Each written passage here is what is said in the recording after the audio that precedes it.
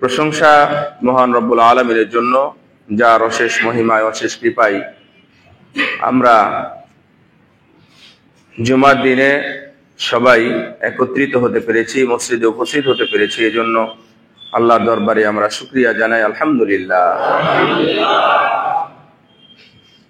দরুদ ও শান্তির ধারা বর্ষিত হোক প্রিয় নবী, বিশ্ব নবী, আমাদের সবারই প্রাণাধিক প্রিয় নবী মুহাম্মদ রাসূলুল্লাহ সাল্লাল্লাহু আলাইহি ওয়াসাল্লামের প্রতি। জুমার দিনে আপনারা বেশি করে সালাত এবং সালাম পেশ করার চেষ্টা করবেন রাসূল সাল্লাল্লাহু আলাইহি ওয়াসাল্লামের উপরে। অন্তত আমরা যখন নাম শুনতে পাচ্ছি তখনও যদি সাল্লাল্লাহু আলাইহি ওয়াসাল্লাম বলেন, তাহলে এটাও একটা অংশ। কারণ আমরা দুরুদের যে ফজিলতটা শুনি, মূলত রাসূলুল্লাহ সাল্লাম এই জুমার দিনের কথা বলতে গিয়েই দুরুদের ফজিলতটার কথা এসেছে। যদিও এটা আমভাবে বেশি বেশি করে ইস্তেগফার করা, আস্তাগফিরুল্লাহ পড়েন তো, আস্তাগফিরুল্লাহ খুব বেশি বেশি করে পড়তে থাকবেন, এটা একটা আস্তাগফিরুল্লাহ। আর রাসূলের প্রতি দরুদ বা সালাত এবং সালাম, এই দুইটাই বেশি বেশি করে পেশ করার চেষ্টা করবেন। সূরা কাহাফ পড়েন আপনারা কেউ? আলহামদুলিল্লাহ, সূরা কাহাফ পড়বেন। মসজিদে আগে আগে আসবেন, আর আসর পর থেকে নিয়ে মাগরিব পর্যন্ত এই সময়টা একটু মূল্যায়ন করবেন। হাদিসে আসছে যে যদি দোয়া করা হয় তাহলে আল্লাহ রাব্বুল আলামিন সেই দোয়ার কোনো অংশটুকুই ফেরত দেন না, পুরোটাই কবুল হয়। উল্লেখযোগ্য একটা অংশ হলো, সময় হলো আসর থেকে নিয়ে মাগরিব বা মাগরিবের পূর্ব মুহূর্তে, সূর্যাস্তের পূর্ব মুহূর্তে মসজিদে চলে আসবেন। এসে 2 রাকাত সালাত আদায় করে, মসজিদের সালাত আদায় করে আজানের জন্য অপেক্ষা করবেন। আর 2 হাত তুলে আল্লাহর কাছে মন খুলে, প্রাণ খুলে কিছু বলবেন, কিছু চাইবেন। আল্লাহ রাব্বুল আলামিন আমাকে আপনাকে তিনিও দিবেন। একটা হাদিস আসছে যে রাসূলুল্লাহ সাল্লাম বললেন যে কোন মুসলিম যদি দোয়া করে, অবশ্যই এই দোয়ার বিপরীতে আল্লাহ 3টা কিছু তাকে দান করেন। 1, দোয়াটা কবুল হয়ে যায়। যদি কিছু দোয়া কবুল না হয়, অর্থাৎ আপনি যেটা চাইলেন সেটা পেয়ে যাবেন। যদি না পান তাহলে এটা ইয়াদাখিরু লিল আখিরাহ, এটা আখিরাতের জন্য গুদামজাত করা হবে। সুবহানাল্লাহ, তাহলে লস আছে। যদি সেটাও না হয়, অন্তত আপনি এটা পাবেন যে আপনার আরো কোনো বিপদ আপদ, মুসিবত ইত্যাদি যেগুলো আসার, আল্লাহ রাব্বুল আলামিন এই দোয়ার মাধ্যমে সেগুলো সরিয়ে দিবেন। সুবহানাল্লাহ। এজন্য দোয়া করার জন্য সময় বেছে নেবেন। দোয়া করতে হয়, আল্লাহ দোয়া না করলে কিন্তু রাগ করে, বুঝেন এটা? আমরা এমন ভাবে মানে বিমুখ হয়ে গেছি দোয়া থেকে, যে দোয়াও আমাদেরকে আর করা লাগে না। টাকা আছে, পয়সা আছে, পকেটে টাকা থাকলে দোয়া করা লাগে না। সকালবেলা উঠতেছি, নাস্তা পাচ্ছি, গাড়ি আছে, গাড়িতে চড়ে এক জায়গাতে চলে যাচ্ছি, তারপরে দুপুরে খাবারটা ঠিকঠাক পাচ্ছি, কারণ দোয়ার তেমন প্রয়োজন হয় না। কিন্তু রাসূল সাল্লাল্লাহু আলাইহি ওয়াসাল্লাম অনেক অনেক অনেক বেশি দোয়া করতেন। সুবহানাল্লাহ। আপনি যদি কিতাবুদ দাওয়াত খুলেন তাহলে আপনি আশ্চর্য হয়ে যাবেন যে রাসূল সাল্লাল্লাহু আলাইহি ওয়াসাল্লামের মতো একজন মানুষ, তিনি এত দোয়া করতেন কেন? আশ্চর্যের একটা দোয়া হলো, ইয়া মুকাল্লিবাল কুলুব সাব্বিত কলবি আলা দীনিক। একবার বলেন তো, ইয়া মুকাল্লিবাল কুলুব সাব্বিত কলবি আলা দীনিক। এইটা আসলে যদি আপনি দারুণ ভাবে চিন্তা করেন, তাহলে এটা রাসূল সাল্লাল্লাহু আলাইহি ওয়াসাল্লামের সাথে যায় না। কেন যায় না বলতেছি?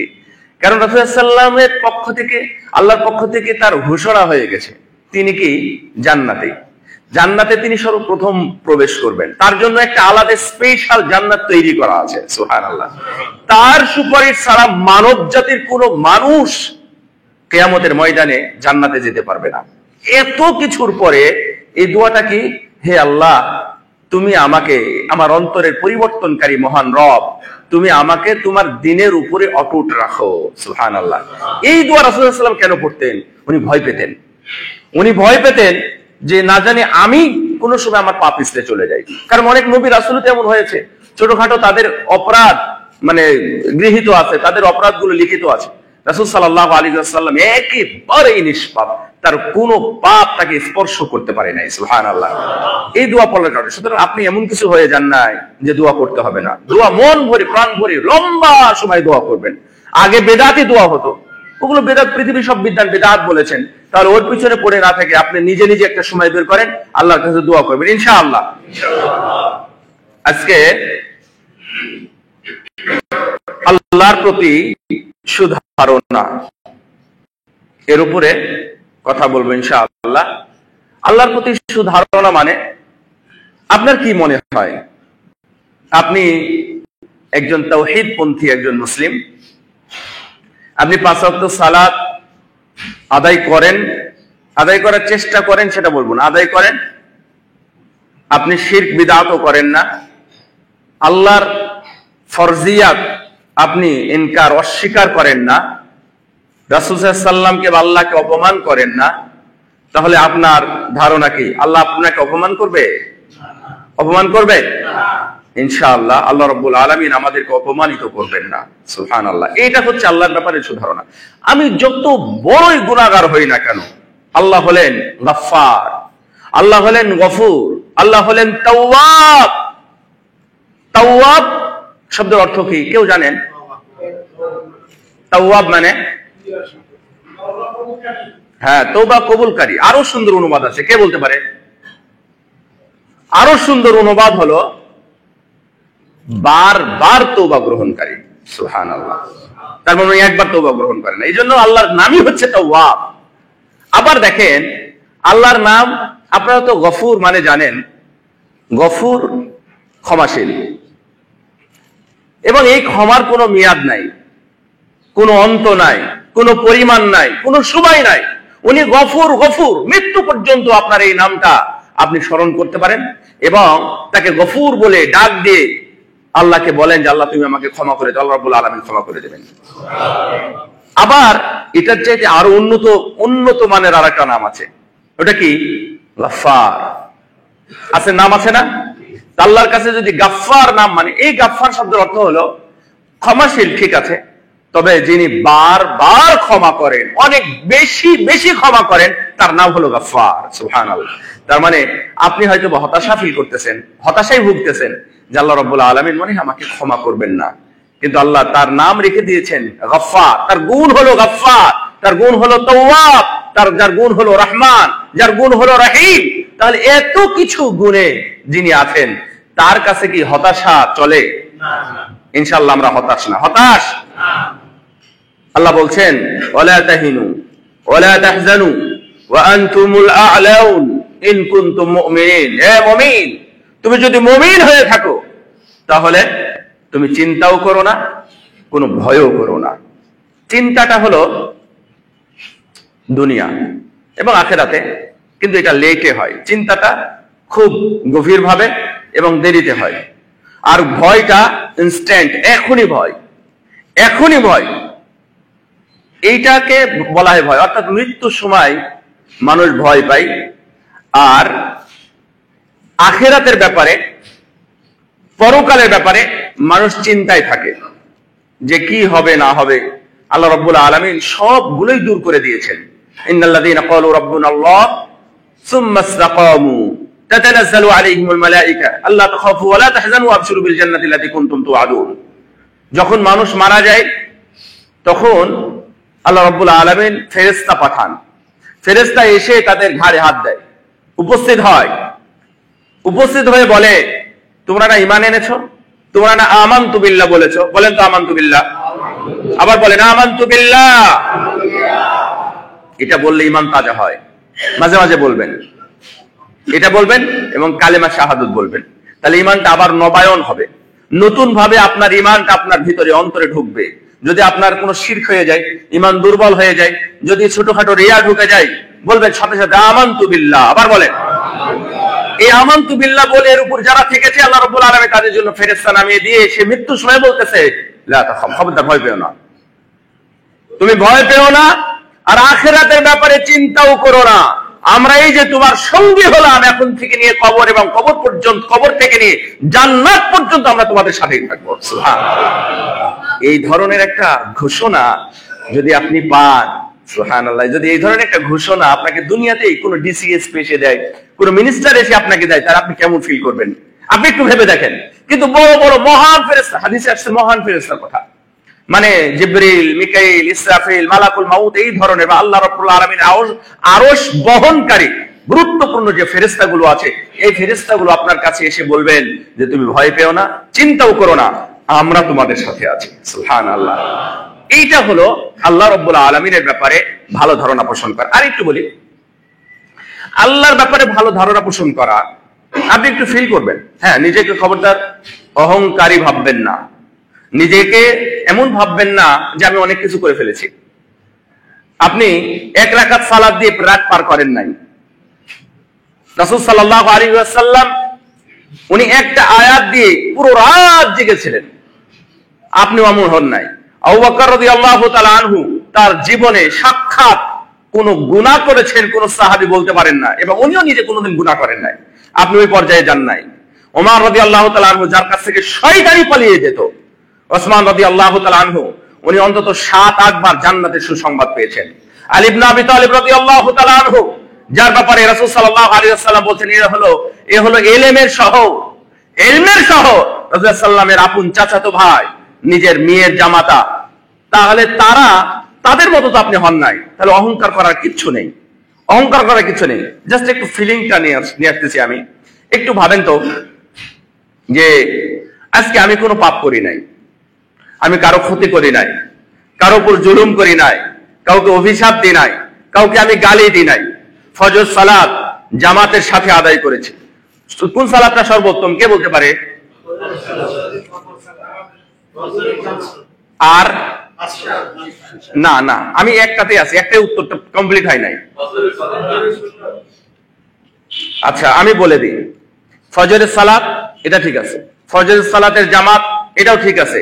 মনে রাখবেন, ফজরের সালাতের জুমার দিনের ফজরের সালাত জামাতের সাথে আদায় করা। সুবহানাল্লাহ।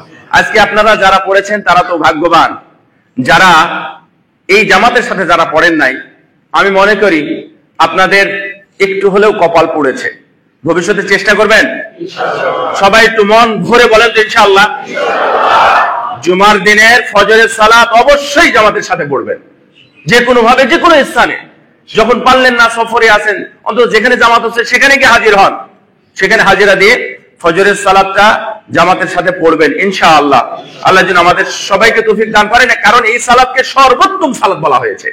তাহলে আপনি আজকে ফজরের সালাত জামাতের সাথে পড়েছেন, কোনো গুনাহ করেন নাই, ইত্যাদি ইত্যাদি, এগুলো কোনো কিছুই করেন নাই, তাহলে আল্লাহর ব্যাপারে আপনার ধারণা কি? এখন যদি আপনি দুনিয়া থেকে চলে যান, তাহলে আল্লাহ আপনাকে কি গ্রেফতার করবে? ইনশাআল্লাহ না, ইনশাআল্লাহ গ্রেফতার করবে না। আপনারা এই ভালো ধারণাটা নিয়ে থাকবেন। তারপরেও আমি আপনাকে 5টা জায়গার কথা বলবো যে মানুষের উচিত এই 5টা জায়গায় আল্লাহর ব্যাপারে খুব ভালো ধারণা রাখা, আল্লাহর ব্যাপারে খুব ভালো ধারণা রাখা। আমরা আসলে অনেক কিছুই জানি না।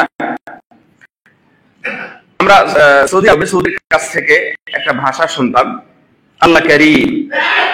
এটা হয়তো অনেকে শুনেছেন, আল্লাহ করিম। আল্লাহ কারিম মানে কি জানেন? আল্লাহ করিম মানে হচ্ছে আল্লাহ মহান দাতা। তার মানে আপনার যত প্রয়োজন, যতটুকু প্রয়োজন, যত সময়ের প্রয়োজন, যা কিছু প্রয়োজন, আপনি যদি জেনে থাকেন আল্লাহ করিম, তাহলে আল্লাহ রাব্বুল আলামিন আপনার সব চাহিদাই পূরণ করার ক্ষমতা রাখেন। সুবহানাল্লাহ। এটা হলো করিম। এই বিশ্বাস হয়ে গেল, আমি বাসটা পেলাম না, তো যদি আরবিরা হয় তাহলে দাঁড়িয়ে দাঁড়িয়ে বলবে আল্লাহ করিম, আল্লাহ হয়তো আবার কিছু দিবেন। আপনার এক সন্ধ্যা খাবার নাই, তাহলে আল্লাহকে বলেন বা এটাই বলেন যে আল্লাহ করিম, আল্লাহ মহান দাতা। সুতরাং এই বিষয়গুলো যখন আমার মাথায় থাকবে, তখন মানুষ আসলেই চিন্তিত হবে না, দুঃখিত হবে না, এবং নিরাশাও তার মধ্যে থাকবে না, কোনোভাবে নিরাশা নাই।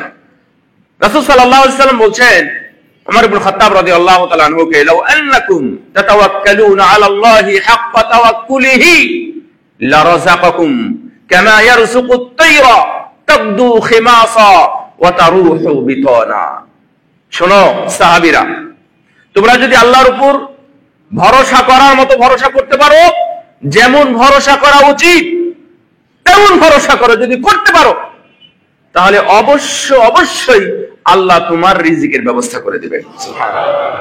আমাদের ভরসা আর কয়জনের উপরে? টাকার উপরে। টাকার উপরে আমরা বেশি ভরসা করি, মানুষের উপরে ভরসা করি, ক্ষমতার উপরে ভরসা করি, অথবা কেন্দ্রীয় কোন নেতৃত্বের উপরে আমরা ভরসা করি। আল্লাহর উপরে ভরসা কোথায়? অ্যাক্সিডেন্ট হয়েছে, আগেই চলে যাচ্ছেন মানুষের কাছে, আগে চলে যাচ্ছেন রিক্সাওয়ালার কাছে, আগে চলে যাচ্ছেন টাকাওয়ালার কাছে, আগে চলে যাচ্ছেন ডাক্তার বাড়ির কাছে। আরে ডাক্তার বাড়িটা অনেক দূরে আছে। মহান আল্লাহ আপনার ডান এই যে এখানে অতীন আছে, অতীন মানে হচ্ছে একটা রগ, যেটা এখানে মানুষকে মারলে যদি জোরে মারেন, এবং ডান ঘাড়ে আছে, জোরে মারেন, যদি আপনি গলা কাটতে গিয়ে এই পাশে না কেটে এই পাশে কাটেন, তাহলে এটাতে লাগলে, বন্ধ হলে অথবা কেটে গেলে মানুষ মারা যায়, নিশ্চিত তার মৃত্যু হয়। এই পাশে আছে। আল্লাহ রাব্বুল আলামিন যে বলছেন যে আমি মানুষের এর চেয়েও বেশি কাছে আমি আছি। সুবহানাল্লাহ। আপনি আল্লাহকে ভুলে গেলেন কেন? আল্লাহকে ডাকলেন না কেন? আল্লাহর কাছে আগে সাহায্য চান। আমি এই বিষয়ের উপরেই কথা বলবো। আরেকটা হাদিস বলি, আবু হুরায়রা রাদিয়াল্লাহু তাআলা আনহু বলছেন, রাসূল সাল্লাল্লাহু আলাইহি ওয়াসাল্লাম বলছেন, মহান আল্লাহ বলেন, মহান আল্লাহ মানে এটা হাদিসে কুদসি, আল্লাহ রাব্বুল আলামিন বলছেন, যেই বান্দা আমার ব্যাপারে সুধারণা রাখে আমি সেই বান্দার কাছাকাছি থাকি। সুবহানাল্লাহ। আপনাদের কি ভালো ধারণা, কি ভালো না খারাপ? সত্যি সত্যি তো ইনশাআল্লাহ। যদি সত্যি ধারণা থাকে তাহলে মহান আল্লাহ দূরে না কাছে? অবশ্যই কাছে। তাহলে যে কোনো বিপদ আপদে প্রথমে দেখবেন এবং বাঁচাবেন, রক্ষা করবেন কে? আল্লাহ। এটা যদি আপনার থেকে থাকে তাহলে ইনশাআল্লাহ আপনি অর্ধেক সুস্থ হয়ে গেছেন বা অর্ধেক বিপদ মুক্ত হয়ে গেছেন। 2 নাম্বার, আল্লাহ আরো খোলাখুলি বলেছেন যে আনা মাহু ইযা যাকারানি, যদি বান্দা আমাকে স্মরণ করে তাহলে মনে রেখো আমি তার সাথেই আছি। সুবহানাল্লাহ। আপনি আল্লাহকে স্মরণ করবেন বেশি বেশি। আল্লাহু আকবার বলেন। 2 নাম্বার, আল্লাহ আরো খুলে বলছেন, ফাইন যাকারানি ফি নাফসিহি, যদি মনে মনে স্মরণ করে তাহলে মহান আল্লাহ আমি তাকে মনে মনে স্মরণ করি। সুবহানাল্লাহ। ওয়া ইন যাকারানি ফি মালাইন, যদি সে কোনো বৈঠকে আল্লাহকে স্মরণ করে, যদি কোনো জায়গা থেকে আল্লাহকে স্মরণ করে, এই ধরনের মজলিসে আল্লাহকে স্মরণ করে, তাহলে আমি আল্লাহ এর চাইতে আরো উত্তম এবং মহা মজলিসে আমি তার কথা স্মরণ করি। আল্লাহ। আপনি একটু খেয়াল করেন, আপনি আব্দুল্লাহ, আপনি মুকাররম, আপনি মাহবুব, যে কোনো মানুষ হন না কেন, আপনি আল্লাহকে স্মরণ করছেন যে আল্লাহু আকবার, আল্লাহ আমার জন্য কত কি করেছেন, কি এটা আল্লাহকে স্মরণ নয়? তাহলে আল্লাহ রাব্বুল আলামিন আপনার নাম তো এখানে উচ্চারণ হচ্ছে না, কিন্তু আল্লাহ রাব্বুল আলামিন স্বয়ং স্মরণ করছেন এর চাইতে উত্তম এবং এর চাইতে বড় মজলিসে স্মরণ করছেন। আল্লাহু আকবার। আল্লাহ রাব্বুল আলামিন আরো বলছেন, যদি আমাকে সে স্মরণ করে, সে যদি আমার কাছে এগিয়ে আসে, তাহলে আমি আল্লাহ রাব্বুল আলামিন আমি আরো বেশি কাছে এগিয়ে যাই। যদি বান্দা আমার কাছে 1 বিঘত আসে, তাহলে আমি 1 হাত 1 গজ চলে যাই। ও যদি আমার কাছে 1 গজ এগিয়ে আসে, তাহলে আমি তার কাছে কয়েক বাহু এগিয়ে যাই, মানে খুব দ্রুত চলে যাই, কাছে চলে যাই। আর ও যদি আমার কাছে হেঁটে হেঁটে আসে, তাহলে আমি আল্লাহ হামাগুড়ি দেওয়ার মতো খুব দ্রুত চলে আসি। সুবহানাল্লাহ। আমাদের আশার কতটুকু হতে পারে। এই জন্যই আল্লাহ রাব্বুল আলামিনকে স্মরণ করবেন যেমন ভাবে স্মরণ করা উচিত। আল্লাহ রাব্বুল আলামিন, রাসূল সাল্লাল্লাহু আলাইহি সাল্লাম বলছেন যে বান্দা যদি আল্লাহর উপর ভরসা করে তাহলে তার রিজিকের ব্যবস্থা হয়ে যায়। যেমন প্রতিটা পাখি সকালে ঘুম থেকে উঠে খালি পেটে চলে যায়, ও জানে না কোথায় খাবে, কি খাবে, তার জন্য রান্না করা নাই, তার জন্য কোনো আবাদ করা নাই, তার জন্য কোনো ঘর তৈরি করা নাই, তার জন্য কোনো কিছু প্রস্তুত করা নাই, তার জন্য কেউ মাঠে কিছু বুনেও রাখে নাই, সব নিজের জন্যই তো বুনেছে, নিজের জন্যই লাগিয়েছে। কিন্তু পাখিরা জানে না যে আমাদের জন্য কি আছে। আল্লাহ রাব্বুল আলামিন এই কোটি কোটি বিলিয়ন বিলিয়ন পাখির খাবার ব্যবস্থা করে দেন। সুবহানাল্লাহ। ওদের ব্যবস্থা যদি হয়, দুনিয়াতে মানুষের তুলনায় পাখির সংখ্যা 3 গুণ। মানুষ যদি কত 700 কোটি না 800 কোটি প্রায়, যদি 800 কোটি হয় তাহলে আপনি ধরে নেন যে 2000 পা 2400 কোটির বেশি পাখি আছে। তো আমি যদি 100 কোটি বাড়িতে লালিত পালিতর কথা ধরি, তাহলে বাকি পাখিগুলোর খাবারের ব্যবস্থা করেন কে? সুবহানাল্লাহ। তাহলে এটা হচ্ছে আল্লাহর উপর ধারণা, আল্লাহর উপর ভরসা। তো আমরা 5টা জায়গার কথা আপনাদেরকে বলবো, এই 5টা জায়গা একটু স্মরণ রাখবেন, আল্লাহকে বেশি বেশি, যেন মৃত্যু পরেও আমাদের আর কোনো সমস্যা না হয়। বিপদে পড়লে আল্লাহ রাব্বুল আলামিন যেন আমাদেরকে সহজ করে দেন, দারিদ্রতায় যেন আল্লাহ আমাদেরকে হেফাজত করেন। 1 নাম্বার, মৃত্যুর সময় আল্লাহর ব্যাপারে ভালো ধারণা রাখবেন, কারণ এটা হচ্ছে সর্বোচ্চ জায়গা। এই ব্যাপারে কখনো মনে করবেন না যে আল্লাহ মনে আমাকে ধরবে। একদিন আনাস রাদিয়াল্লাহু তাআলা আনহু বলছেন যে দাখালা নবী সাল্লাল্লাহু আলাইহি ওয়াসাল্লাম আলা শাবিন ওয়া হুয়া ফিল মাউত। রাসূলুল্লাহ সাল্লাম একটা যুবকের কাছে গেলেন একদিন, খুব চমৎকার কথাটা একটু কান দিয়ে শুনবেন। যুবকের কাছে গেলেন যখন সে মারা যাচ্ছে, আমরা এটাকে বলি বাংলা ভাষায় মুমূর্ষ অবস্থায়, তাই না? মুমূর্ষ অবস্থায় ওয়া হুয়া ফিল মাউত, সে মারা যাচ্ছে। রাসূলুল্লাহ সাল্লাম তার কাছে গিয়ে বললেন যে কাইফা তাজিদুক, তুমি এখন কেমন অনুভব করতেছো বা কেমন লাগতেছে তোমার? তখন সে বলল, সেই সাহাবী এবং যুবক বলল, আল্লাহি ইয়া রাসূলুল্লাহ ইন্নী আখাফুল্লাহ, ইন্নী আরজুল্লাহ ওয়া আখাফু মিন যুনুবি। আমার এখন ভালোই লাগতেছে এবং আমি মনে করছি যে আল্লাহ আমাকে ভালো কিছুই দিবেন, এটা আমার ধারণা। ওয়া আখাফু যুনুবি, কিন্তু আমার গুনার ব্যাপারে আমি ভয় পাচ্ছি। গুনাহ আছে, গুনাহ নাই আমাদের? আমরা যেমন ভালো ধারণা করতেছি, কিন্তু এটা তো সত্য, আমাদের বিশাল বহর আছে গুনাহ। তো সাহাবী বলছেন যে আনা আরজুল্লাহ, আমি আল্লাহর কাছে ভালো কিছু আশা করছি, কিন্তু ওয়া আখাফু যুনুবি, কিন্তু আমার গুনাহর কারণে আমি ভয় পাচ্ছি। রাসূল সাল্লাল্লাহু আলাইহি ওয়াসাল্লাম তাকে সুসংবাদ দিলেন বলা যায় অনেকটা, যে আল্লাহি লা ইয়াজতামিআনি ফি কলবি আহাদিন ফি মিথলা হাযাল মাওয়াতিন, যদি কোনো বান্দার মধ্যে এই 2টা জিনিস একত্রিত হয়। কোনটা কোনটা? আল্লাহর কাছে ভালো কিছু পাওয়ার আশা, আবার গুনার ভয়। এই 2টা জিনিস যখন একত্রিত হয়, ইল্লা আ'তাহুল্লাহু মা ইয়ারজা, সে যেটা আশা করেছিল আল্লাহ রাব্বুল আলামিন তাকে সেটাই দান করেন। সুবহানাল্লাহ। আপনি একটু চিন্তা করেন, গুনার কথা আল্লাহ এখানে বলেন নাই। আমাদের আশাটা কি আল্লাহ ক্ষমা করবেন? আমাদের আশাটা কি আল্লাহ আমাকে লাঞ্ছিত করবেন না? আমাদের আশাটা কি আল্লাহ আমাকে জান্নাতে দিবেন? আমাদের আশাটা কি আল্লাহ আমাকে জাহান্নামে দিবেন না? আমাদের আশা আকাঙ্ক্ষা আল্লাহর কাছে আমাদের সর্বোচ্চ, যে কিয়ামতের ময়দানে আল্লাহ আমাকে সসম্মানে ৭০,০০০ বা ৪৯ কোটি মানুষেরা যারা বিনা হিসাব বিনা আযাবে জান্নাতে যাবেন, আল্লাহ রাব্বুল আলামিন আমাকে তার অন্তর্ভুক্ত করে নেবেন ইনশাআল্লাহ। এই আশা পোষণ করছি। এবং শুধু তাই নয়, ওয়া আমানাহু মিন খাউফি, এবং আল্লাহ রাব্বুল আলামিন তার থেকে ওকে মুক্ত করেন, মুক্তি দিয়ে দেন, প্রশান্তি দিয়ে দেন ও যেটার ভয় করতেছিল। সুবহানাল্লাহ। ওয়া আখাফু মিন যুনুবি, আমি ভয় পাচ্ছি আমার গুনার ব্যাপারে। তার মানে যখন এই 2টা জিনিস মানুষের অন্তরে একত্রিত হয়, যে আমি জান্নাতে যাব, ভালো কিছু পাবো, আল্লাহ আমার সাথে ভালো কিছু করবেন, আবার গুনাহ আছে, কি করব, এমন 2টা জিনিস একত্রিত হয়, আল্লাহ রাব্বুল আলামিন বলছেন যে অবশ্যই আল্লাহ রাব্বুল আলামিন তাকে মুক্তি দিবেন এবং ভয় থেকে তাকে নিরাপত্তা দান করবেন, এবং আল্লাহ রাব্বুল আলামিন তাকে জান্নাতবাসী করবেন। সুবহানাল্লাহ।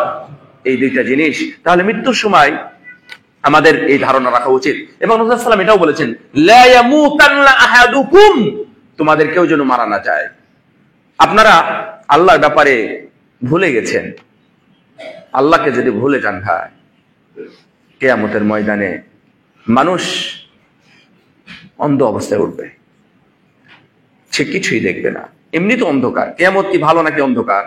মূলত অন্ধকারই হবে। তারপরও কিছু কিছু মানুষকে এই অন্ধকারের মধ্যে আবার সে অন্ধ করে উঠাবে, তার চোখ নাই, চোখে দেখতে পাবে না। তখন আল্লাহ রাব্বুল আলামিন বলছেন যে কি ব্যাপার, ও আমি কিছু দেখতে পাচ্ছি না কেন? আল্লাহ রাব্বুল আলামিন তখন বলবেন, তুমি তো আমাকে ভুলে গেছিলে দুনিয়াতে, এই জন্য আমিও আজকে তোমাকে ভুলে গেছি। নাউযুবিল্লাহ, বলেন নাউযুবিল্লাহ। আল্লাহকে ভুলবেন? সত্যি ভুলবেন? ইনশাআল্লাহ আমরা সর্বদাই সব সময় আল্লাহকে স্মরণ করব। সব সময় স্মরণ করব, এক মুহূর্ত আল্লাহকে ভুলে থাকবেন না। আল্লাহ এই জন্য রাসূলুল্লাহ সাল্লাল্লাহু আলাইহি ওয়াসাল্লাম বলেছেন, লা ইয়ামুতান্না আহাদুকুম, অবশ্যই তোমাদের কেউ যেন মারা না যায়। খবরদার মরবে না তুমি যতক্ষণ পর্যন্ত আল্লাহর ব্যাপারে তোমার সুধারণা জন্ম না হয়। সুবহানাল্লাহ। তার মানে আল্লাহর ব্যাপারে সুধারণা জন্ম হওয়াটাই আপনার একটা অন্যতম নাজাতের কারণ, এটা মনে রাখবেন। এই জন্য মৃত্যুর সময় আরো অনেক সুন্দর সুন্দর কথা আছে, তারপর আমি আপনাকে পর্যন্ত থামতেছি যে মৃত্যুর সময়টা আপনি কখনোই আল্লাহকে ভুলবেন না, যে কোনো বিপদ আসুক না কেন, এবং আসবে, এটাই তো স্বাভাবিক নাকি? মৃত্যুর সময় বিপদ আসবে না এটা কি কখনো শুনেছেন? মৃত্যুর সময় অবশ্যই বিপদ আসবে। আয়েশা রাদিয়াল্লাহু আনহা বলছেন যে আমি রাসূল সাল্লাল্লাহু আলাইহি ওয়াসাল্লামের সাথে ছিলাম, আল্লাহর নবী আমার কোলের মধ্যে ছিলেন, আমার কোলে ছিলেন, আমি কোলে ধরেছিলাম, খুব কাছাকাছি ছিলাম, আমার থুতনির কাছে রাসূল সাল্লাল্লাহু আলাইহি ওয়াসাল্লামের চেহারা ছিল। উনি এত কষ্ট পাচ্ছিলেন মৃত্যুর সময়, আমি আমার জীবনে কখনো এত কষ্টের মৃত্যু দেখি নাই। আল্লাহু আকবার। কিন্তু এর মধ্যেই কি বলতেছেন জানেন? আল্লাহুম্মা গফিরলি ওয়ালহিকনি বির-রফিকিল আলা। এটা বারবার রাসূল সাল্লাল্লাহু আলাইহি ওয়াসাল্লাম বলছেন মৃত্যুর সময়, আল্লাহুম্মা গফিরলি ওয়ারহামনি ওয়ালহিকনি বির-রফিকিল আলা। আল্লাহ তুমি আমাকে ক্ষমা করো, আমার উপর রহম করো, আল্লাহ তোমার সাথে আমাকে সাক্ষাৎ করাও। সুবহানাল্লাহ। অন্য কিছু বলেন নাই, ওমা ইত্যাদি কোনো কথা নাই। আল্লাহুম্মা গফিরলি ওয়ালহিকনি বির-রফিকিল আলা, আল্লাহুম্মা গফিরলি ওয়ারহামনি ওয়ালহিকনি বির-রফিকিল আলা। আপনি এমনি তো পড়তে পারেন। সুতরাং রাসূল সাল্লাল্লাহু আলাইহি ওয়াসাল্লাম এত কষ্ট পাচ্ছেন, এবং এই কষ্ট পুরো উম্মতের কষ্টটা রাসূল সাল্লাল্লাহু আলাইহি ওয়াসাল্লাম কমিয়ে দিয়েছেন। আল্লাহু আকবার। উম্মতের জন্য পুরো জীবনটা দিয়ে দিয়েছেন রাসূল সাল্লাল্লাহু আলাইহি ওয়াসাল্লাম। পুরো জীবনটা শুধু উম্মতের জন্য, 23 বছর শুধু উম্মতকে নিয়ে ভেবেছেন। শুধু তাই নয়, কিয়ামতের ময়দানে সবাই নফসি নফসি, এমনকি নবী রাসূল বলবেন, লম্বা হাদিসে এভাবে স্পষ্ট কথা আছে, নফসি নফসি নফসি, ইয়া নফসি নয়, শুধু নফসি। আর আমার নবী বলবেন উম্মতি উম্মতি উম্মতি, একটাই কথা, ব্যতিক্রম শব্দ শুনতে পাবেন, উম্মতি উম্মতি, রাসূল সাল্লাল্লাহু আলাইহি ওয়াসাল্লাম। সুতরাং সেই নবী আমাদের জন্য এটা করে গেছেন, আর আপনি এমনিতেই আপনার জীবনটা পার করতেছেন। কি এটা আপনি দেখলেন না? বড় বড় টাকাওয়ালা পয়সাওয়ালা মিলিয়ার যারা ছিল, তারা একবার মাটির সাথে বসে গেছে। তাদের মান সম্মান, টাকা পয়সা, বিল্ডিং বাড়ি কিচ্ছু নাই, সবগুলো একবারে ভিড় হয়ে গেছে। আপনি মনে রাখেন, আপনি 200 বছর আগে এবং এখন থেকে 200 বছর পরে গত 5ই আগস্টে যে ঘটনা ঘটেছে, এটা হয়তো আপনি কোনোদিন শুনতে পাবেন না, কোনোদিন দেখতে পাবেন না। আল্লাহ আপনাকে এটা দেখিয়েছে। তারপরেও যদি আপনার শিক্ষা না নিতে পারেন, তাহলে আমি বলবো নিশ্চয়ই আপনি লজ্জাহীন, আপনি লজ্জা নাই। আল্লাহর ব্যাপারে আপনার কোনো লজ্জা নাই এবং কোনো ভয়ও নাই। তারপর আমরা দুনিয়া নিয়ে আছি। তাহলে মৃত্যুর সময় আমরা আল্লাহকে বেশি স্মরণ করব। আল্লাহ যেন আমাদেরকে তৌফিক দান করেন। আল্লাহ যেন আমাদেরকে ঈমানের সাথে মৃত্যু বরণ করার তৌফিক দান করেন। আমিন। মন থেকে আল্লাহর কাছে দোয়াগুলো পড়বেন। একটা দোয়া, আল্লাহুম্মা ইন্নী আসআলুকা, বলেন তো, হুসনাল খাতিমা। আল্লাহুম্মা ইন্নী আসআলুকা হুসনাল খাতিমা।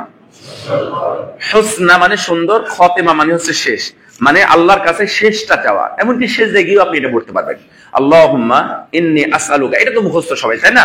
আল্লাহুম্মা ইন্নী আসআলুকা, এটা মুখস্থ। তারপরে সুন্দর ছোট্ট দোয়া ইমাম সাহেবের কাছে শিখে নেবেন প্রয়োজনে, হুসনাল খাতিমা। হুসনাল খাতিমা কঠিন এটা আল্লাহর কাছে, মানে আল্লাহ আমি তোমার কাছে শেষটা সুন্দর চাই। শেষটা কি চাই? আল্লাহর কাছে বলেন একবার, আল্লাহ আমি তোমার কাছে শেষটা সুন্দর চাই। আমিন। আল্লাহ যেন আমাদের শেষটা সুন্দর করেন। 2 নাম্বার,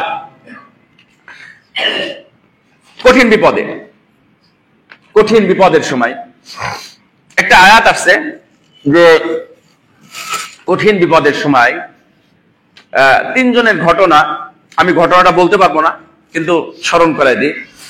কাব বিন মালিক, হেলাল বিন উমাইয়া, মুরারা বিন রাবি, 3 জন সাহাবী তাবুকের অভিযানে অংশগ্রহণ করতে পারেন নাই। অনেকেই অংশগ্রহণ করতে পারে নাই। সবাই মসজিদে এসে একে একে কৈফিয়ত দিল, কৈফিয়ত গ্রহণযোগ্য হয়ে গেল। শুধু 3 জনের ব্যাপারে রাসূলুল্লাহ সাল্লাল্লাহু আলাইহি ওয়াসাল্লাম ঘোষণা দিলেন, তোমাদের ব্যাপারে আমার কাছে ফায়সালা নাই, তোমাদের ফায়সালা আল্লাহর কাছে। তোমরা গিয়ে আল্লাহকে বলো, আল্লাহর কাছে ক্ষমা চাও। এই 3 জন কিছুদিন গেল, যাওয়ার পরে সাহাবীদেরকে বলে দিলেন, এই সাহাবীরা তোমরা কেউ এই তিনজনের সাথে কথা বলবে না, একই সাথে উঠা বসা সালাত ইত্যাদি কথা বলবে না। তার কয়েকদিন গেল, যাওয়ার পরে বাড়িতে খবর পাঠিয়ে দিলেন ওরা যদি মুমিন হয়ে থাকে তাহলে ওরা যেন স্ত্রীদের সাথে যোগাযোগ না করে, এবং স্ত্রীদেরকে খবর পাঠালেন যে তোমরাও তার সাথে কোনো কথা বলবে না।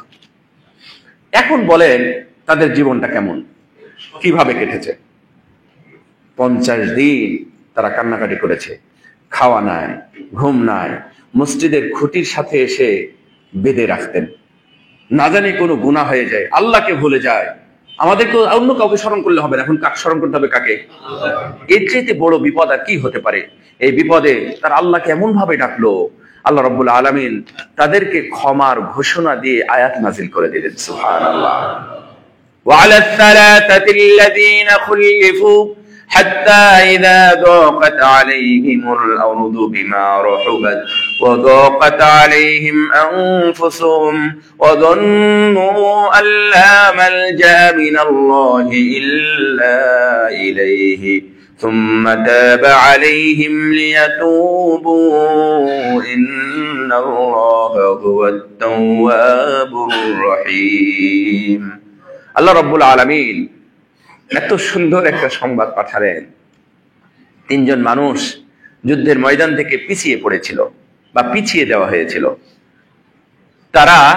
তাদের জন্য দুনিয়া, এই প্রশস্ত বিশাল দুনিয়াটা সংকীর্ণ হয়ে গেল। একটু আগায় আসেন না ভাইয়েরা, একটু দাঁড়ায় আছে। দাঁড়ানোর সময় আপনারা একটু ভাগ ভাগ হয়ে দাঁড়িয়ে দেন। মাশাআল্লাহ, মুসআব বিন উমাইর মসজিদ আজকে পরিপূর্ণ হয়ে গেছে, আলহামদুলিল্লাহ। পরিপূর্ণ হয় কোরআন এবং সহিহ সুন্নাহর যে মহাব্বত, ভালোবাসা, এটা মানুষের কাছে, মুসল্লিদের কাছে আস্তে আস্তে পৌঁছে যাচ্ছে। এই মসজিদ কর্তৃপক্ষ এবং মুসল্লিদের আন্তরিক ধন্যবাদ, মুবারকবাদ এবং আল্লাহর কাছে জাযায়ে খায়ের কামনা করি মুসল্লিদের জন্য এত সুন্দর ব্যবস্থা করে দেওয়ার জন্য। খতিব নিয়ে আসতে হয় বাহির থেকে, খতিব নিয়ে আসা, এবং প্রত্যেকটা খতিবের আলাদা আলাদা ফ্লেভার আছে। একজন খতিব যদি মসজিদে রাখা হয় তাহলে মোটামুটি কোনোভাবে পার করা যায়। আমাদের দেশে মোটামুটি 10,000, 15,000, 20,000 টাকা দিয়ে একটা খতিব, ভালো খতিবই পাওয়া যাবে। কিন্তু বাইরে থেকে একজন খতিবকে নিয়ে আসতে হলে তার ব্যবসায়ী 4-5 জন খতিবের ব্যাপারে চিন্তা করতে হয়। কর্তৃপক্ষ তাদের পক্ষ থেকে আপনাদের সহযোগিতায় এই ব্যবস্থাটা করতেছে, এবং বিভিন্নভাবে মানুষ তারা আজকে বুঝতে পেরেছে যে কোরআন এবং সহিহ সুন্নাহ ভিত্তিক মন ভরে প্রাণ ভরে আল্লাহর জন্য আমি 2 রাকাত সালাতে 4টা সেজদা দেওয়ার মতো এই বেড়াতে সুন্দর একটি জায়গা, আলহামদুলিল্লাহ, এবং উপযুক্ত জায়গা। এই জন্য আলহামদুলিল্লাহ কথাটা মনে আসলো হঠাৎ করে। এই জন্য কোরআন এবং সহিহ সুন্নাহর দিকে আপনারা বেশি করে ধাবিত হন। আপনার পক্ষ থেকে আপনার ভিতরে শিরক এবং বিদআতের যে জাল জঞ্জা আছে এগুলো ছুঁড়ে ফেলেন। আর এগুলো প্রয়োজন নাই। মৃত্যুর সময় শিরক বিদআতের প্রয়োজন হবে না, এই কবরেরও প্রয়োজন নাই, তাবিজেরও প্রয়োজন নাই। আল্লাহর ব্যাপারে ভালো ধারণা পোষণ করেন, কোরআন এবং সহিহ সুন্নাহ অনুযায়ী 2 রাকাত সালাত আল্লাহর দরবারে পৌঁছান, ইনশাআল্লাহ 2 রাকাত সালাতই সেই দিন নাজাতের জন্য যথেষ্ট হবে, অনেক বেশি দরকার নাই। আমি মক্কা মদিনা যতদিন থেকেছি বলেছি যে আরে আপনি কিভাবে সালাত আদায় করছেন, অন্তত সুন্নাত অনুযায়ী 1 রাকাত সালাত আদায় করেন, দেখি বেতের 1 রাকাত সালাত আদায় করেন। 1 রাকাত সালাত লক্ষ রাকাতের সমান হবে যেহেতু, সুতরাং 2 রাকাত সালাত পরিপূর্ণ সহিহ সুন্নাহ অনুযায়ী আপনি আদায় করেন, ইনশাআল্লাহ কিয়ামতের দিন আপনাকে নাজাতের জন্য অন্য জায়গায় দৌড়াতে হবে না। এই সালাতই আপনার নাজাতের কারণ হতে পারে। আমিও আপনাদেরকে বলবো, আমরা যারা জানি না, আমরা আগে অনেক কিছু করতাম, ইলম ছিল না। যখন আস্তে আস্তে আস্তে আস্তে একে একে জেনেছি, তখন আমরা ভালোটা ধরা শুরু করেছি, খারাপটা পরিহার করতে শুরু করেছি। আপনাদের মানসিকতা কেমন না? ভালোটা ধারণ করব, খারাপটা ভিতরে থাকলে সেটা ফেলে দিব, তাই না? তো এই 3 জন ব্যক্তির কথা বলি যে কঠিন বিপদে কি করবেন। আল্লাহ রাব্বুল আলামিন আয়াত নাজিল করে তাদের অধ্যায়টা জানিয়ে দিলেন। ওয়াযাল্লু আল্লা মালজা মিনাল্লাহি ইল্লা ইলাইহি, যখন তারা ধারণা পোষণ করলো আল্লাহ ছাড়া আমাদের আর কোন আশ্রয়স্থল নাই, সুবহানাল্লাহ, একমাত্র আশ্রয় কোথায়? আল্লাহ। কে? এইটা যখন তারা মনে প্রাণে বিশ্বাস করলো, আল্লাহ রাব্বুল আলামিন ঠিক তখনই তাদের তওবা কবুল করে নিলেন। সুবহানাল্লাহ। তাহলে কঠিন বিপদের সময় দেখেন, ইয়া বানি ইয়াযহাবু ফাতাহাসসাসু মিন ইউসুফ ওয়া আখি ওয়া লা তাইআসু মির রাউহিল্লাহি ইল্লা আল কওমুল কাফিরুন। ইয়াকুব আলাইহিস সালাম যার ব্যাপারে এত সুন্দর কথা শুনেছিলেন এবং যার ব্যাপারে নবী হওয়ার আশঙ্কা করেছিলেন, পৃথিবীর সবচেয়ে মানে দ্বিতীয় সুন্দর মানুষ বলা হয় ইউসুফ আলাইহিস সালাম, তিনি হারিয়ে গেছেন। তিনি হারিয়ে তো গেলেন, শেষমেশ দ্বিতীয় ছেলেটাকেও তিনি হারালেন।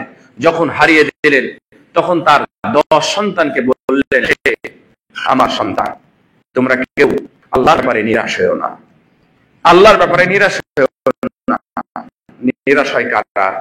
কাফেরেরা। কাফেরেরা নিরাশ হয়। সুতরাং তোমরা ইউসুফ এবং তার ভাইকে খোঁজার জন্য বেরিয়ে যাও, কারণ নিরাশ হয় কাফের, তোমরা খোঁজার কেউ নিরাশ হবে না। অবশ্যই আল্লাহ রাব্বুল আলামিন ব্যবস্থা করবেন। এবং তথ্য নেন, ইউসুফ আলাইহিস সালাম যখন হারিয়ে গেলেন তখন ইয়াকুব আলাইহিস সালাম কান্নাকাটি করছিলেন না? করেছিলেন, কান্নাকাটি করেছিলেন। কান্নাকাটি করে কি হয়েছিল? চোখ অন্ধ হয়ে গেছিল। তারপর ইউসুফ আলাইহিস সালামের জামার গন্ধে, এটা মুজিজা, ওনারা নবী রাসূল, মুজিজা এটাই ছিল। ইউসুফ আলাইহিস সালামের জামা যখন চোখে ধরলেন সঙ্গে সঙ্গে সেটা ফিরে আসলো। আল্লাহু আকবার, সুবহানাল্লাহ। চোখ ফিরে আসলো।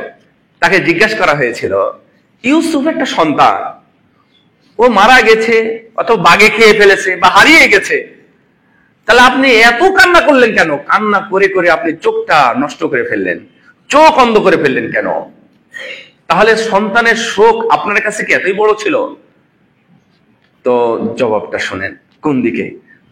তো ইয়াকুব আলাইহিস সালাম বলেছিলেন, আমার সন্তান মারা গেছে অথবা হারিয়ে গেছে বা চিরদিনের জন্য বিদায় নিয়ে চলে গেছে, আমি এই জন্য কান্না করি নাই।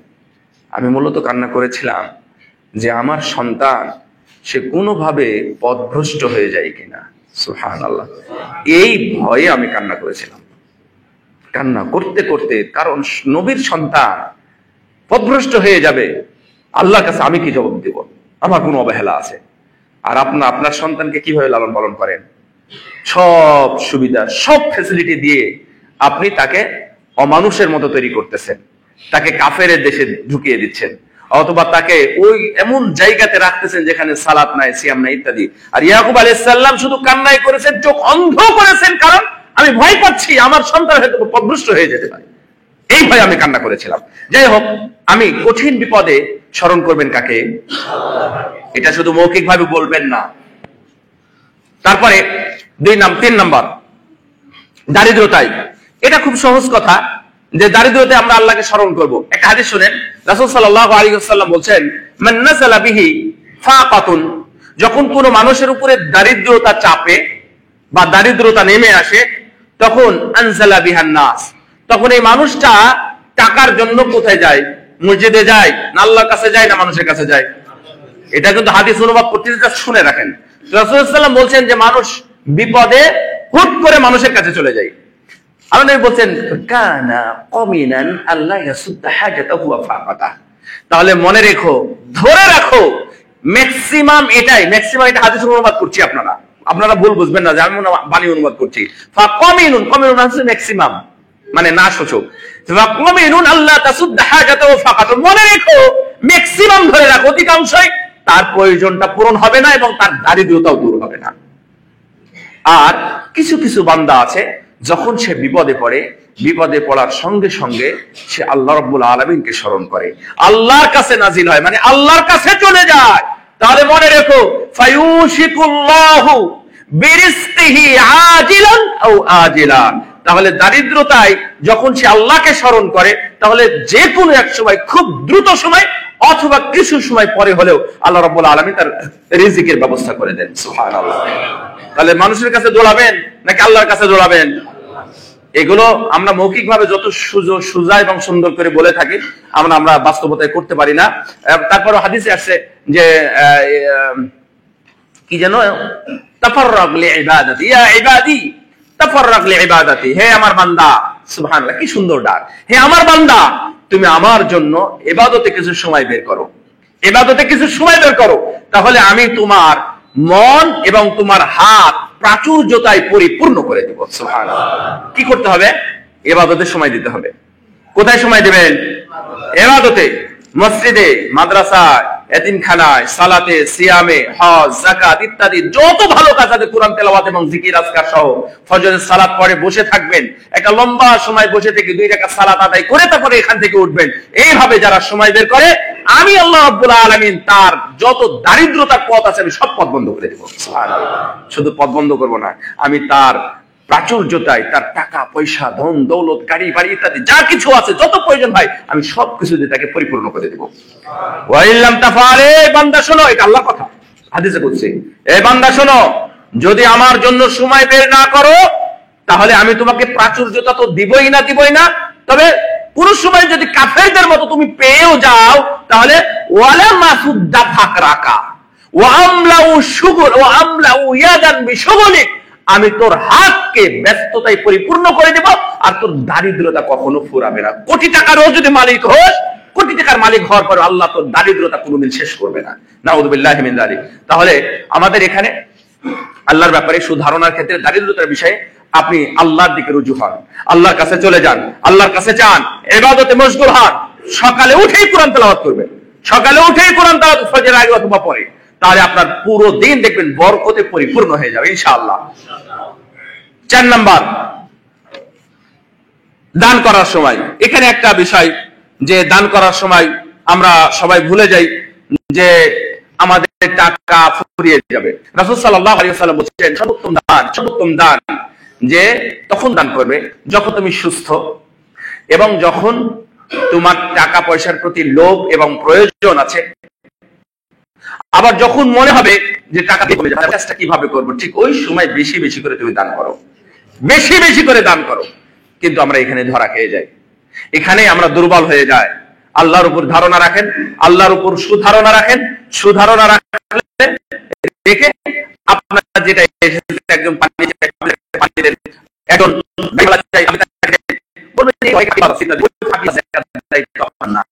যদি আপনার সামর্থ্য থাকে 2 টাকা দিয়ে সাহায্য করেন, তাহলে ও ফাঁকিবাজ হোক, ও জুয়াখোর হোক, অথবা কি দেখি খায়, যাই হোক, যে খই হোক না, আপনি যদি দান করেন আপনার এই টাকাটা পুরোটাই হাতে থাকবে এবং আপনি পুরোটা সফল পেয়ে যাবেন।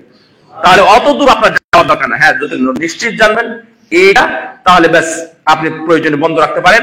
কারণ যে একটা হাদিসে আসছে যে মান আহাব্বা লিল্লাহ ওয়া আবগাদা লিল্লাহ ওয়া আ'তা লিল্লাহ ওয়া মানআ লিল্লাহ, যে আল্লাহর জন্য কাউকে দেয় ও মুমিন, আল্লাহর জন্য কাউকে না দেয় মানে দিল না, আমি কেন দিলাম না, ওর ক্ষতি হবে তাই আমি দিলাম না, কারণ নিলেই ও হয়তো নষ্ট করবে, ওই যে কাঠ খেলে নষ্ট করে, এই জন্য আমি দিলাম না। আল্লাহ রাসূল সাল্লাল্লাহু আলাইহি ওয়াসাল্লাম হলো পূর্ণ মুমিন। তাহলে মুমিনের একটা গুণ আপনি পেয়ে গেলেন, না দিলেও কোনো সমস্যা নাই। তাহলে দান করার ক্ষেত্রে আপনারা হাত বেশি করে খুলবেন। এবং 5 নাম্বারটা, আমি 5টা বলতে চেয়েছিলাম, 5 নাম্বারটা আমি আপনাকে কয়েকটা পথ শিখিয়ে দিব, 5 নাম্বারটা বলবো। সেটা হলো ঋণের সময়। ঋণের সময় আমি একটা ছোট্ট হাদিস বলে এবং গল্প বলে শেষ করব। এটা হাদিস সহিহ বুখারীর মধ্যে আছে এবং এটা হাদিস। ছোট্ট একটা কথা শুনে রাখেন, সেটা হলো আব্দুল্লাহ ইবনে জুবাইর, নাম শুনেছেন? এটা কে? অবশ্যই সাহাবী। আর কি? হ্যাঁ, আসমার ছেলে। শুকরান। আসমার ছেলে মানে আবু বকর রাদিয়াল্লাহু তাআলা আনহুর নাতি। তো আয়েশা রাদিয়াল্লাহু তাআলা আনহার আপন ভাগনা। যাই হোক, আব্দুল্লাহ ইবনে জুবাইর রাদিয়াল্লাহু তাআলা তিনি বলছেন, আমার বাবা যখন মারা যাওয়ার আগে আমার বাবা আমাকে হাত ধরে বলেছিলেন, আমার তো অনেক ঋণ আছে, কোটি কোটি টাকা ঋণ আছে, এই ঋণগুলো তুমি পরিশোধ করে দিও। আর পরিশোধ করার সময় যখন তুমি ঠেকে যাবে, বিপদে পড়বে, কঠিন হয়ে যাবে, তখন তুমি আমার বন্ধুর কাছ থেকে সাহায্য নিও। তো আব্দুল্লাহ ইবনে জুবাইর রাদিয়াল্লাহু তাআলা উনি বলতেছেন যে হাত্তা কুলতু ইয়া আবাতি মান মাওলাকা ফাওয়াল্লাহি মা দারাইতু মা আরাদা। আমি আসলে বুঝলাম না যে আব্বার বন্ধু বলতে কে, যার কাছ থেকে আমি সহযোগিতা নিব। আমি এই জন্য তাকে জিজ্ঞাসা করলাম যে আব্বা আপনার বন্ধুটাকে? তখন তিনি শুধু বললেন আল্লাহ। সুবহানাল্লাহ, আল্লাহু আকবার। আপনাদের কি এটা মাথায় আছে যে বাপ বলতেছে যে আমার বন্ধুর কাছ থেকে সাহায্য নিও, তাহলে বন্ধুটা কে আব্বা? আমি যেহেতু বুঝলামই না যে আব্বা কি বলতে চাচ্ছে, বন্ধু বলতে কে, কার কাছে যাবো যে টাকা দিয়ে সহজে সাহায্য করবে? তো বললেন যে আব্বা। আব্বা বললেন যে আল্লাহ। এটা বলার পরে এখন উনি বলছেন ফাওয়াল্লাহি মা ওয়াকাতু ফি কারবাতিন মিন দাইনিহি ইল্লা কুলতু ইয়া মাওলা যুবাইর ইকদি আনহু দাইনা। আল্লাহর কসম, আব্বা বলার পরে আমি ঋণ পরিশোধ করতে থাকলাম। পরিশোধ করতে গিয়ে যখনই আমি বিপদে পড়তাম, যখনই কিছু কম পড়তো, আমি পারতেছি না, তখন বাবার কথা অনুযায়ী আমি বলতাম, হে জুবাইরের বন্ধু, হে জুবাইর কিন্তু 10 জন সাহাবীর একজন, হে জুবাইরের বন্ধু, তার পক্ষ থেকে ঋণ পরিশোধের ব্যবস্থা করে দাও। এই কথা আমি আল্লাহর কাছে বলতাম। বলার সঙ্গে সঙ্গে ফায়াকদি, দেখতাম তার ঋণটা পরিশোধ হয়ে গেছে। সুবহানাল্লাহ। যারা ঋণে জর্জরিত হয়ে আছেন, হতাশা ফিল করতেছেন, খবরদার হতাশ হবেন না। মুমিনদের কাজ হতাশা নয়। মুমিনদের দুইটাই তো সুন্দর। আল্লাহ নবী বলছেন হাজাবান লি আমরিল মুমিন, আমি আশ্চর্য হই মুমিনদের ব্যাপারে, আশ্চর্য হই মুমিনদের ব্যাপারে যে আল আমরু ইন্নাল আমরা কুল্লাহু খায়র, তার সবই ভালো। মুমিনদের কি সবই ভালো। ফাইন আসাবাতহু সাররা, যদি ভালো কিছু পায় তাহলে আলহামদুলিল্লাহ বলে, বলে তো আলহামদুলিল্লাহ। আর যখন আলহামদুলিল্লাহ বলে, আল্লাহ তার সম্পদ কমাই দেন না বাড়াই দেন? সুবহানাল্লাহ। ওয়াইন আসাবাতহু দাররা, যদি কোনো বিপদ আপদ আসে, কমে যায়, পুড়ে যায়, ডুবে যায়, এই ধরনের কোনো মুসিবত আসে, তখন কি করে? ধৈর্য ধারণ করে। কি করে? সুবহানাল্লাহ। তাহলে ধৈর্য ধারণ করা, সবর করা, ওই প্রশংসা করে যেটা পেয়েছিলেন তার চাইতে উত্তম হলো ধৈর্য ধারণ করা। সুবহানাল্লাহ। তাহলে মুমিনদের জন্য কি কোনোটা ভালো খারাপ আছে না? সবই ভালো, সবই ভালো যদি আপনি মুমিন হতে পারেন। এই জন্যই আমি আপনাদেরকে বলবো, ঋণ হয়েছে তাতে কি হয়েছে? আপনি এখন মারাও যেতে পারেন, দেখবেন কেউ একজন এসে দায়িত্ব নিয়ে নিবে। তবে অস্বাভাবিক ঋণ করবেন না। লোন নেবেন, এই করবেন, সেই করবেন, কোটি টাকার লোন নেবেন, আপনার কোটি টাকার মালিক থাকতে হবে, আপনার মালিকানা থাকতে হবে, আপনার জমি জায়গা বিল্ডিং ইত্যাদি থাকতে হবে, তারপর আপনি কোটি টাকা ঋণ নেন। আর সুদি কারবারে খবরদার যাবেন না। সুদি কারবারে যাবেন তা আল্লাহ আপনার ওই সুদ দিয়ে আপনার এই অর্থটা ধ্বংস করে দিবে। এটা আল্লাহর বাণী, এটা কিছু বলার নেই। আপনি যতই বাহাদুরি হন, বাহাদুর হলেও কিছু করার নেই, আপনার ওই টাকা এসে এই টাকাকে ধ্বংস করে দেবে। এই জন্য সাবধান, সুদ ভিত্তিক ঋণ নেবেন না এবং আহামরি ঋণ নেবেন না। আর ঋণ সাধারণত করা হয় কিসের কারণে? শেখ বিন বাজ রাহিমাহুল্লাহকে জিজ্ঞাসা করা হচ্ছে যে শেখ বলেন তো, আমি ব্যবসার জন্য ঋণ নিব আর আমি বিলাসিতার জন্য ঋণ নিব, এই দুইটার মধ্যে কোনো পার্থক্য আছে? তখন উনি আপনাদের হতাশ করে দিয়ে উনি উত্তর দিচ্ছেন, না, এই দুইটার মধ্যে কোনোই তফাৎ নাই, একই। তার মানে আপনি টাকা পয়সা দিয়ে ব্যবসা বাণিজ্য করে তো আপনি বিলাসিতাই করবেন, তাহলে আহামরি ঋণ আপনি নিতে গেলেন কেন? আর ওইটা আর এসে ঋণ নিয়ে এসে বসে বসে টাকা দিয়ে খাওয়া, ভিজিয়ে খাওয়া, ওই দুইটা একই জিনিস। সুতরাং এই ব্যবসার নামে কোটি টাকা ঋণ নিয়ে আপনি অত বাহাদুরি দেখাবেন না। আমি কয়েকটা কথা বলে শেষ করে দেব। সেটা হলো, আমি তো 5টা বললাম। 1, মৃত্যুর সময়; 2, দারিদ্রতার সময়; 3, কঠিন বিপদে; 4, কি বললাম, হচ্ছে দানের সময়; এবং 5 হলো, শেষটা বললাম কি, ঋণের সময়। এই 5টা সময় আল্লাহর ব্যাপারে আপনারা সুধারণা রাখবেন। সুধারণা রাখার ব্যাপারে কোরআনের কারিমে অনেকগুলো আয়াত আছে, আমি চাইলেই পড়তে পারি, হাদিসেও আসছে, অনেকগুলো হাদিস আসছে। আল্লাহ রাব্বুল আলামিন বলছেন, হে আমার বান্দা, যারা নিজেদের উপরে জুলুম করেছো, তোমরা হতাশ হয়ো না। কুরআনুল কারীমে আরো জায়গাতে আল্লাহ হলেন গফুর, আল্লাহ হলেন গফফার, আল্লাহ হলেন রহিম। আল্লাহ আপনাদেরকে ক্ষমা করবেন, আমাদেরকে ক্ষমা করবেন। সব গুনাহ, সব রকমের গুনাহ আল্লাহ রাব্বুল আলামিন ক্ষমা করবেন। আল্লাহ রাব্বুল আলামিন সকল বিপদ থেকে উদ্ধারকারী, সব বিপদ থেকে উদ্ধার করবেন ইনশাআল্লাহ। সুতরাং আপনি হতাশ হবেন না। আল্লাহ যেন আমাদেরকে হতাশা থেকে মুক্তি দেন। আল্লাহর ব্যাপারে যেন আমরা বেশি বেশি সুধারণা রাখতে পারি। মৃত্যুর সময় যেন আমরা ভালো ধারণা পোষণ করতে পারি, ভালো ধারণা পোষণ করে যেন আমরা মৃত্যুবরণ করতে পারি। তাওহীদের উপরে ঈমানের সাথে যেন আমরা মৃত্যুবরণ করতে পারি। আল্লাহ তুমি আমাদেরকে সেই তৌফিক দান করো, আমিন। ওয়া আখিরু দাওয়ানা আলহামদুলিল্লাহ।